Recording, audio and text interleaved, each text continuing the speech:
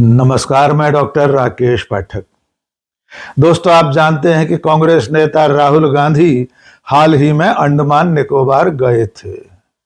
राहुल गांधी ने अंडमान निकोबार द्वीप समूह में ग्रेट निकोबार में आने वाली एक बड़ी योजना का विरोध किया है। इस योजना का नाम है great Nicobar mega project. Rahul Gandhi का आरोप है कि मोदी की सरकार इस प्रोजेक्ट के जरिए अंडमान निकोबार के मूल आदिवासियों और वहां के जल जंगल जमीन को तबाह करने जा रही है। इससे भी बड़ा आरोप यह है कि राहुल गांधी का मानना है कि इस प्रोजेक्ट को बनने के बाद, इसके कंप्लीट होने के बाद इसे देश के एक बड़े धन्ना सेठ अडानी को सौंप दिया जाएगा। राहुल के इन आरोपों के बाद मोदी सरकार और उसकी ट्रोल आर्मी बुरी तरह तिलमिलाई हुई है। बीजेपी और उसके समर्थकों का आरोप है कि राहुल गांधी देश की रक्षा जरूरतों के खिलाफ खड़े हैं। मोदी समर्थकों का कहना है कि अंडमान निकोबार में इस ग्रेट निकोबार मेगा प्रोजेक्ट के जरिए भारत की स्ट्रेटेजिक जरूरतें पूरी होने वाली हैं। यहां तक दावा किया जा रहा है कि आने वाले कल में ग्रेट निकोबार प्रोजेक्ट भारत के लिए हॉर्मुज जल डमरू मध्य जैसा हो सकता है, जबकि हकीकत इसके बिल्कुल उलट है। आइए इस वीडियो में सबसे पहले आपको दिखाते हैं कि राहुल गांधी अंडमान निकोबार में देश के सबसे धुर दक्षिण कोने में कहां पहुंचे थे।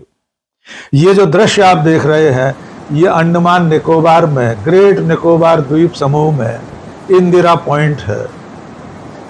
देश की प्रधानमंत्री श्रीमती इंदिरा गांधी 1984 में इस पॉइंट पर पहुंची थी, इसीलिए इसका नाम इंदिरा पॉइंट रखा गया है।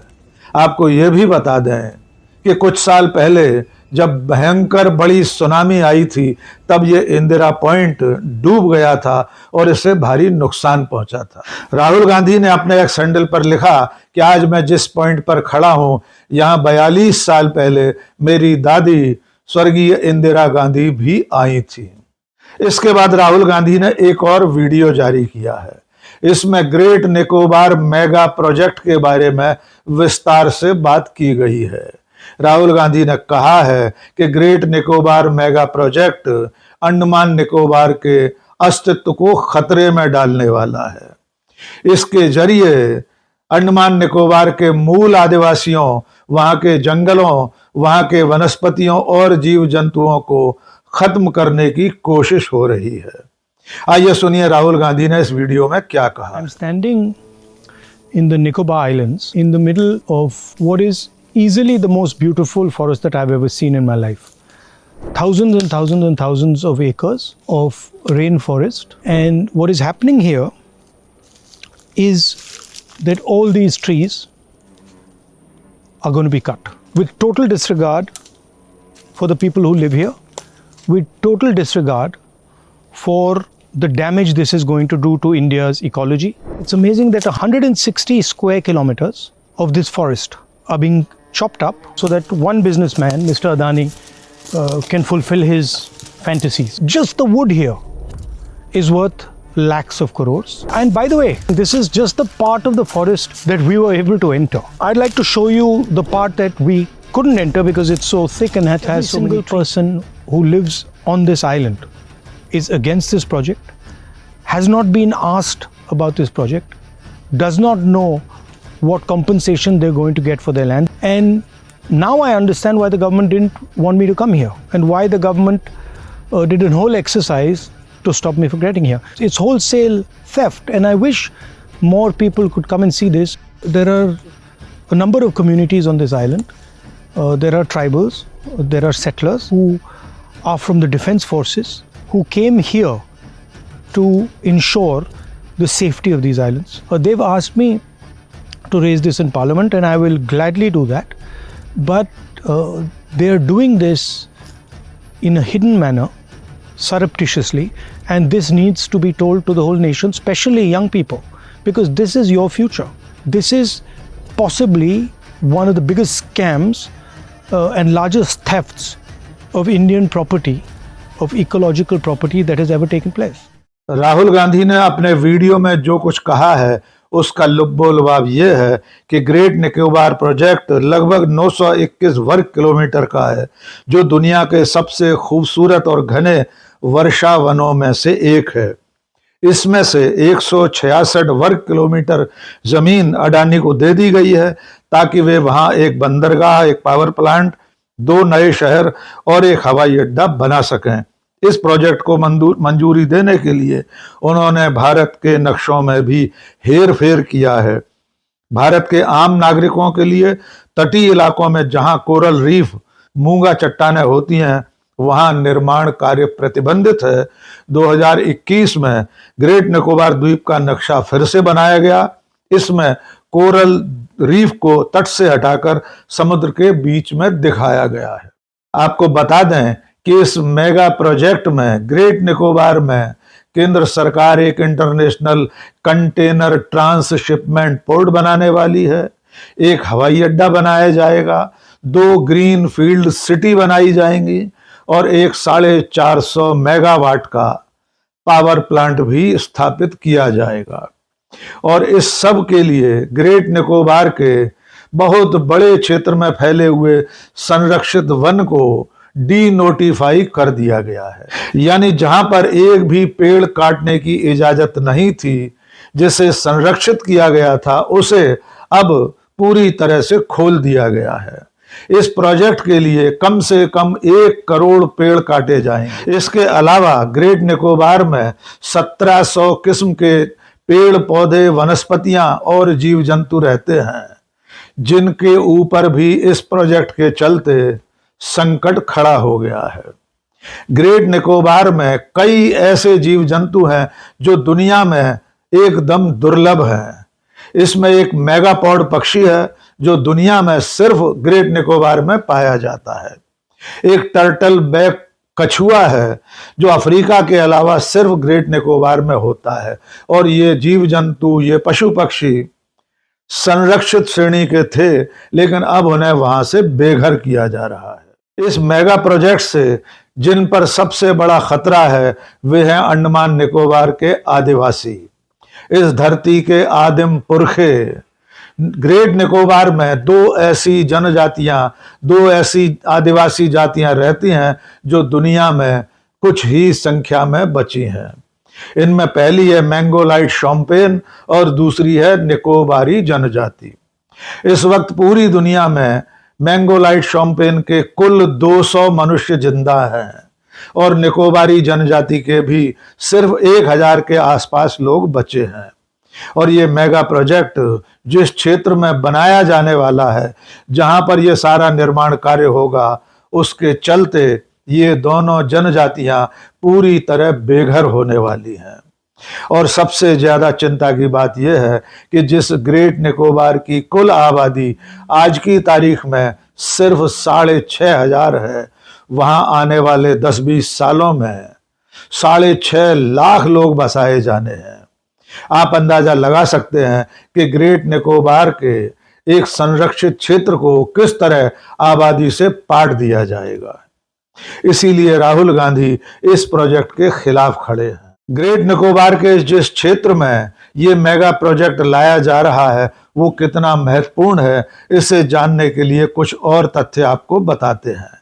इसी क्षेत्र में 96 वाइल्ड लाइफ सेंचुरी हैं, 9 नेशनल पार्क हैं, 1 बायोस्फीयर रिजर्व है, यूनेस्को के मैन एंड बायोस्फीयर प्रोग्राम में शामिल ये क्षेत्र कोरल रीफ्स, मैंग्रोव और सैकड़ों दुर्लभ जीवों का घर है। ग्रेट निकोबार का ये पूरा इलाका कानून के कई प्रावधानों के अंतर्गत संरक्षित है, लेकिन उन तमाम कानूनों को बलाए ताक रखकर नेशनल ग्रीन ट्रिब्यूनल ने और भारत सरकार के वन पर्यावरण मंत्रालय ने इस प्रोजेक्ट को मंजूरी दे दी है। आज की तारीख में करीब 90,000 करोड़ की ये परियोजना शुरू हो चुकी है, इसका कामकाज शुरू हो चुका है। और जैसा कि राहुल गांधी का आरोप है कि इस प्रोजेक्ट को अडानी को दे दिया जाएगा। आइए सुनिए राहुल गांधी ने किस तरह खुलकर यह आरोप लगाया है कि मोदी सरकार अंडमान निकोबार की संस्कृति, सभ्यता, विरासत, धरोहर सबको खत्म करके देश के बड़े धन्ना सेठ अडानी को इसे सौंपने वाली है। आइलैंड में जो हो रहा है, अंडमान में जो हो रहा है, उसकी बात कुछ दिन पहले एक डेलीगेशन आया था अंडमान निकोबार से। काफी शिकायतें थी उनकी और उन्होंने मुझे यहाँ इनवाइट किया था, तो मैं यहाँ अंडमान आया। निकोबार 160 किलोमीटर जमीन, शायद दुनिया के सबसे डेंस रेन फॉरेस्ट, लाखों करोड़ों रुपए के पेड़ वहाँ पे काटे जा रहे हैं। अंडमान निकोबार के लोगों की जमीन छीनी जा रही है, अदानी जी को दी जा रही है, बड़े बिजनेसमैन को दी जा रही है। राहुल गांधी ने जैसे ही अंडमान निकोबार के लिए आवाज उठाई, वैसे ही भारतीय जनता पार्टी और उसके समर्थकों को मिर्ची लग गई है। अगर आप सोशल मीडिया पर जाएंगे तो आपको दिखाई देगा कि नरेंद्र मोदी की सरकार, उनके समर्थकों, उनकी ट्रोल आर्मी लगातार राहुल गांधी पर हमला कर रहे हैं। ये आरोप लगाया जा रहा है कि राहुल गांधी देश की रक्षा जरूरतों के खिलाफ आवाज उठा रहे हैं। ऐसा कहा जा रहा है, ये दावा किया जा रहा है कि ग्रेट निकोबार प्रोजेक्ट के जरिए भारत की सीमाओं पर, भारत की समुद्री सीमा पर एक स्ट्रेटेजिक मजबूती का ठिकाना तैयार हो रहा है और राहुल गांधी उसके खिलाफ बोल रहे हैं। सबसे मजेदार बात यह है कि मोदी की सरकार और उनके समर्थक ये दावा कर रहे हैं कि ग्रेट निकोबार मेगा प्रोजेक्ट के जरिए भारत हॉर्मुज जल डमरू मध्य जैसा एक स्ट्रेटेजिक ठिकाना तैयार कर सकता है, जबकि हकीकत यह है कि हॉर्मुज ईरान के अपने जल क्षेत्र में है और भारत के ग्रेट निकोबार के आगे एक अंतर्राष्ट्रीय क्षेत्र है। अंतर्राष्ट्रीय जलमार्ग से गुजरने वाले पानी के जहाज, जलपोत हमारी समुद्री सीमा के 50 किलोमीटर से भी ज्यादा दूर से गुजरते हैं, इसलिए हम उस जल मार्ग को बंद भी नहीं कर सकते। तो आप समझ सकते हैं कि अंडमान निकोबार में भारत की नौसेना के कितने अहम ठिकाने 2014 से पहले बन चुके हैं। इसलिए ये आरोप लगाया जाना कि राहुल गांधी या कांग्रेस अंडमान निकोबार में किसी स्ट्रेटेजिक ठिकाने को बनने से रोक रहे हैं, पूरी तरह निराधार है। मोदी सरकार ने राहुल गांधी के खिलाफ जिन लोगों को मैदान में उतारा है, उनमें सेना, नौसेना और वायुसेना के सेवानिवृत्त अधिकारी भी शामिल हैं। सबसे दिलचस्प बयान है चीफ ऑफ एयर स्टाफ रह चुके राकेश कुमार सिंह भदौरिया का। वे भी राहुल गांधी को इस मुद्दे पर कोस रहे हैं। वे कह रहे हैं कि राहुल गांधी भारत की स्ट्रेटेजिक जरूरतों को नहीं समझते हैं। लेकिन सबसे दिलचस्प बात यह है कि गोदी मीडिया और सरकार की समर्थक न्यूज एजेंसी अपने इन बयानों में, राकेश कुमार सिंह भदौरिया के बयानों में ये नहीं बता रहे हैं कि भदौरिया ने सेवानिवृत्त होने के बाद भारतीय जनता पार्टी की सदस्यता ले ली थी। यानी इस वक्त बीजेपी का चोला ओढ़े हुए फौज के अफसर भी राहुल गांधी के खिलाफ ताल ठोक रहे हैं, जबकि सच्चाई ये है कि राहुल गांधी अंडमान निकोबार, वहां की जल जंगल जमीन के लिए जो लड़ाई लड़ रहे हैं, जो तर्क उन्होंने दिए हैं, इन तर्कों का कोई जवाब मोदी सरकार और उसके समर्थकों के पास नहीं है।